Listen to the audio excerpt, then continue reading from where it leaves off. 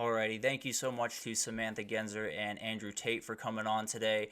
Very, very interesting show. I'm sure you guys appreciated hearing from someone that is not me on this issue because it has been a lot talking about this day after day, but it is a huge thing in college sports, so it's something we absolutely have to cover. But let's jump into some Fox Friday. Let's jump into some football games that are going to be happening this upcoming year. Fox has put out this new incentive around Friday nights. They're trying to push more and more games to Friday night. Obviously, get a little bit more TV dollars for them. Doesn't necessarily hurt them by any means. So there's going to be a ton of really good games on Friday, not just on Saturday now going forward.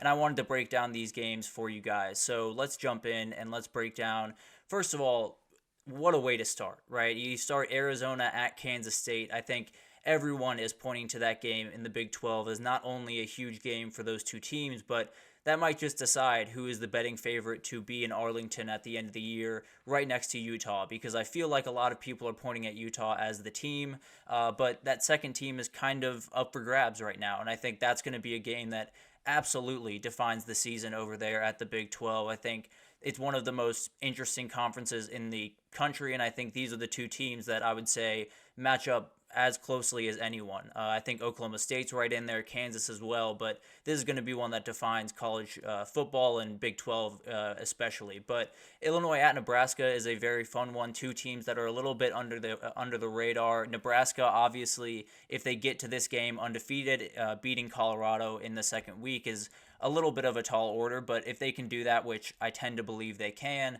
I think this game will be absolutely on fire. Illinois is obviously not the big-time team that Nebraska will play down the road in the season, but you'll see those fans really come alive. They'll feel like Dylan Raiola is their guy. They'll feel like they're on their way back. And I think that atmosphere could be just off the charts incredible. You have Washington at Rutgers there. That travel across the country is not going to be very kind to the Huskies, I would have to imagine. Michigan State at Oregon, kind of the same type of thing. It's the first time Michigan State's traveling out there. And I think this is an especially interesting one because Jonathan Smith and Aiden Childs, the two people that are the most important for Michigan State's success going into this year, do not need to get up for this one. They don't need any extra motivation. They already hate Oregon. They're coming straight from Oregon State, so they still have some of that energy from that rivalry, and I'm sure they will be showing up to this game wanting to beat this team as best they can. Obviously, it's a very tall order going into Eugene and beating a team like Oregon this upcoming year, but Michigan State has a very, very interesting team with a guy like Aiden Childs at quarterback. You can do a lot of things that other teams are not capable of. And then you have Rutgers at USC. This one's just too late. I got to be totally honest with you. It is way too late. 11 p.m. kickoff on the Eastern time is just, I'll do my best to keep up for that one, but I'm not getting a good 8 hours on that one.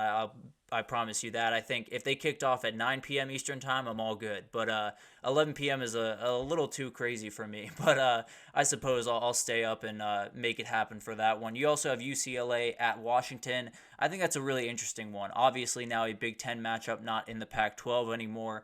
And Washington will be one of the most fascinating products in all of college football. Losing so many guys from a year ago, Jed Fish coming in, Will Rogers maybe being their quarterback at least to start the season. So I think it's going to be fascinating to watch both these teams unfold. I think UCLA is a team where you have Deshaun Foster coming in as your head coach, who I have tons of respect for. I think he's going to do incredible things there, but they are currently at the worst spot of the four teams coming in. When you talk about roster construction, when you talk about the coach coming in into his first season, it's a tall order for sure. But UCLA, it feels like there's a little bit of energy around that team. There's a little bit of juice around Southern California right now, not just at USC, but at UCLA as well.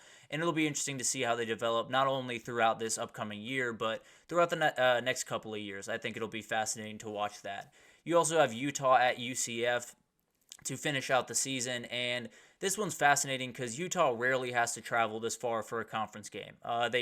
Especially for a conference game, they don't have to travel this far. They did play Florida down there a couple of years ago, and obviously they're hoping to get the same. No, it was not the same result. That was the Anthony Richardson game.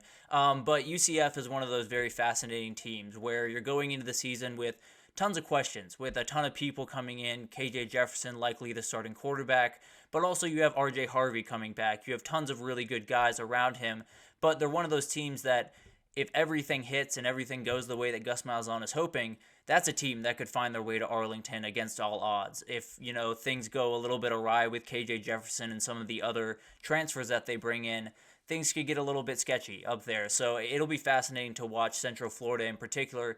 Utah, I expect to be the class of the conference. I'm looking around this conference as I get more and more into the weeds of this conference. It feels like Utah is the team to beat. And I don't want to say by a lot. I don't want to say by a comfortable margin because Kansas State, Arizona, Oklahoma State are right there. But I do think Utah, when you look at Cam Rising, as long as he is on the field, they feel like a team that I am comfortable at least penciling into that Big 12 championship. And then we'll see what happens from there. Obviously, Utah could be in a scenario if they run away with this conference that they could be in the conference championship by this game, and maybe they rest some guys, and we'll see what happens. Obviously, that is the new wrinkle of all of these new games and the playoff expansion and everything in between. So it'll be fascinating to kind of watch that unfold. And then you have the Mountain West Championship to finish it off. You could have UNLV and Boise State out there. You could have incredible games out that way. Malachi Nelson is going to Boise State, and him and Ashton Jainty, I think, is going to be one of the most formidable backfield duos in the entire country in the coming year. I think it's going to be fascinating to watch them. UNLV building off a huge year under why am I blanking on his name? I can't think of his name right now. It'll come to me. Barry Odom, excuse me. Barry Odom and Brennan Marion running the go-go offense out there is a fascinating thing to watch. If you want to see something just really, really interesting on a football field, definitely watch UNLV this upcoming year, and just you'll see a guy that is ready to be a head coach, and Brennan Marion, have a ton of respect for him. He's someone that I think is going to be very, very fascinating to watch. But overall, these are really fun slate of games. I know some people are not too happy about the emphasis being taken off Saturday, but I think they did a good job of sprinkling in, the Arizona State against Kansas State, Michigan State against Oregon, but also not overdoing it. You have a bunch of games from the teams that moved over in conference realignment in these ones. So you have some interesting matchups that'll be the first time you see them. Iowa, UCLA is fascinating.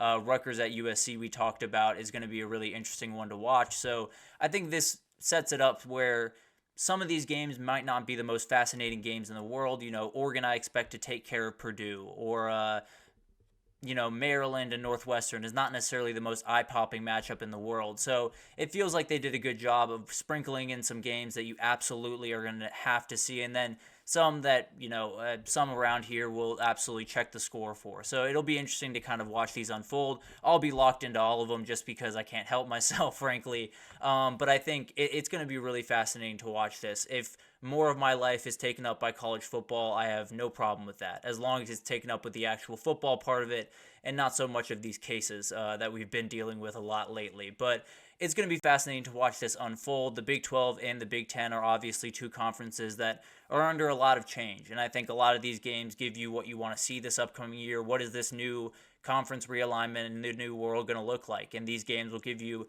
at least a good idea of what that's going to look like. But obviously, those games are going to be really fun to watch. Cannot wait to get college football on as many days as possible, frankly. But we're going to take our third break, and when we come back, we're going to talk about spring overreactions.